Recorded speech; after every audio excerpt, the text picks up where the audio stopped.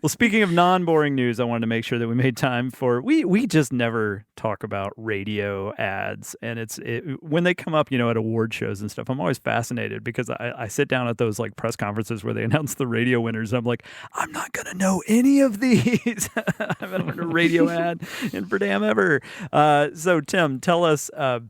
Who won the best radio ad of the year? Yeah, and why? Last week was the Radio Mercury Awards in New York, and the campaign that if you asked anyone what one radio ad campaign that they probably know, it's the Motel 6 campaign by the Richards Group, and indeed that won Best of Show at the Radio Mercury's last week.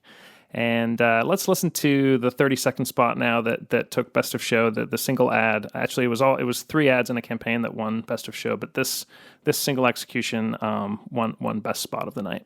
Hi, Tom Bodette. Apparently, the hip thing for businesses to do these days is target millennials. So it may sound sus coming from this baby boomer, but Motel 6 is a V-great place for your squad to stay woke or asleep. The updated rooms are #blessed with contemporary floors, bedding, and flat-screen TVs that are totally on fleek. Plus, their prices are always low AF. I'm Tom Bodette, and we'll keep it lit for you. Book online at motel6.com.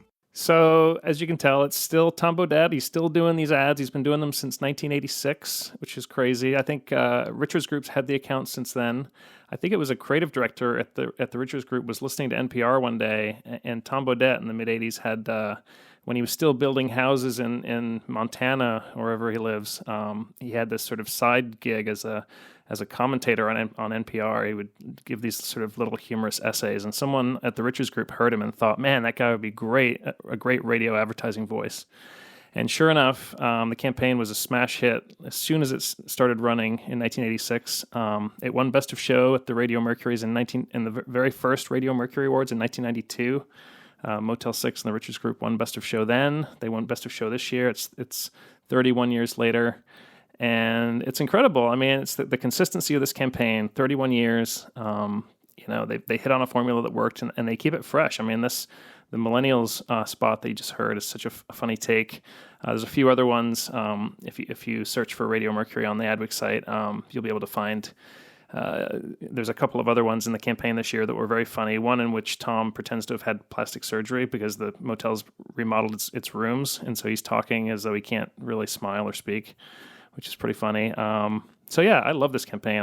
Did you guys listen to these? I thought they were as good as any Motel 6 ads I've heard. I thought it was so good. I mean, that millennial spot in particular, because something that I think in our industry we talk about a lot is just how sometimes a lot of times advertisers try too hard to sound like millennials in their social media accounts, to the point that it's kind of become ridiculous and laughable. And so I think they were so smart in picking up on that and sort of making, poking fun of themselves or poking fun of other brands. And the writing, I mean, I think that whole spot just really stands on the writing. They have a tagline along the lines of like, we'll keep the light on for you. And in the millennial spot, they say, we'll keep it lit for you. That's just so clever.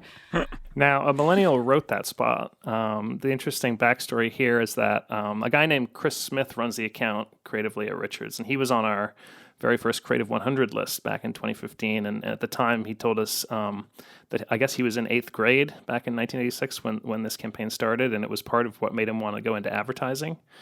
And so when he did get to Richards Group, he realized this dream of running the Motel 6 radio account, and he was pretty intimidated by it. And initially he tried to write all the ads himself.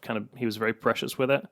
But he very quickly realized that it was a lot richer when he opened it up to other people. And this year's campaign is kind of a case in point. You've got 2 copywriters credited on this campaign. One of them is a guy named Steve Grimes, who's a 25-year advertising veteran, been around at a lot of different agencies, a very seasoned writer. The other one, who is the sole writer credited on that Millennials ad, is a woman named Rachel Dawer, Dawer.